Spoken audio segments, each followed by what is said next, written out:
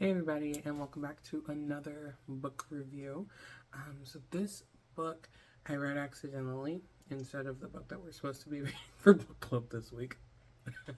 um, but I was just like working through my pile, and just I don't know why I just didn't stack them correctly. So the book that I read this week though is Frankenstein by Mary Shelley.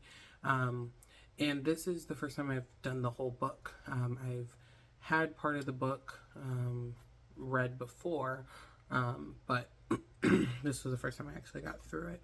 I actually really like 19th century Gothic lit.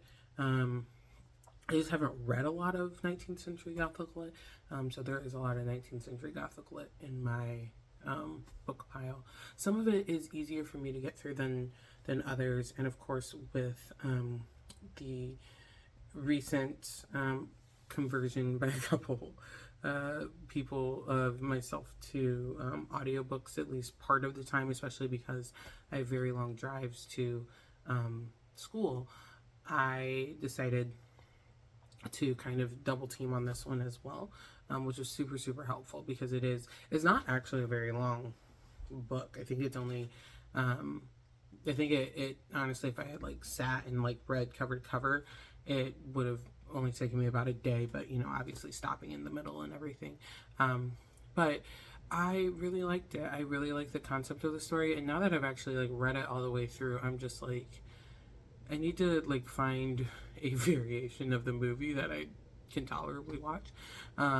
And one that's not like the elongated TV show or like Young Frankenstein. I do love Young Frankenstein, but it like doesn't make sense. But the backstory that goes into kind of everything that evolves, like I don't know what I was thinking happened in Frankenstein, but like I was way wrong. So I've been corrected. But yeah, Frankenstein is a really good book, and I don't know why I hadn't read it earlier. But it's very good. If you have not read it, definitely read it, especially because like it gives you a different perspective. You know, the whole concept of like Frankenstein's monster and the Bride of Frankenstein and all that stuff is not in the book. There is a push, of course, for the creature, as they call it in the story. The creature wants a mate, and they want a bride, but is never actually given one. And so just that was a very interesting kind of concept. And I really admire Mary Shelley. I know that like a lot of people did not admire Mary Shelley, and of course she didn't originally even publish under her name because of the whole thing with her husband being an author and all that. But to create such a vivid story and imagination and world, like yes queen, just really well done. And I can totally get why people were just very concerned, because it is when you really think about it, it is a very dark story. It is a dark kind of look at life, how we view life, what matters to us in life, and how somebody or even something can take everything that we have away in an instant. And that was just a really good thought there. So very interesting for that. So there you have it, Frankenstein. I give it a 4 out of 5. Again, just even though I love Gothic horror, the the words, the writing. But like, we don't need to use such big words, guys. My vocabulary is not as robust. And so I was using a lot of context clues to figure out what words meant. But my vocabulary is not as robust as the people back in the day. So it was a little just like, and even there's, so the story, you know, being it's split into 3 volumes, and the middle volume is really mostly the creature telling his kind of adventure since he ran away, and the creature was using such luscious language, and I was just like, it's so much language.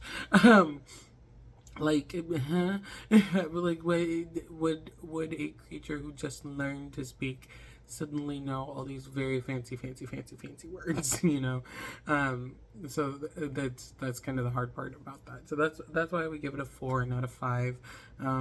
Just couldn't with the language. But again, modern day, historic people probably did talk like that. So probably just need to up my vocabulary in that department. But as usual, please continue to drop book reviews, or I'm sorry, book suggestions, not book reviews, the suggestions, so that I can do the reviews. And like I said, we have drop everything in read time every day at school, and so that does help because I get a chance to read a little bit during the day in addition to reading in the evening. So I'm hoping to get through a few more books this school year, just because I have more options and opportunity to. So please continue to drop everything in the comments, and I'm loving reading the comments. Obviously, my husband comments the most. Thank you, Cheshire Top Cat. But I think it's Yuleen. Also has jumped in the comments and really enjoying the conversations that we're having, and so I hope that continues. Thank you guys for watching and being the 2 loyal ones. I know there's more of you out there that watch every single book review every time. You're just not in the comments, so I do appreciate you as well, and I look forward to seeing you in the next book review. Bye.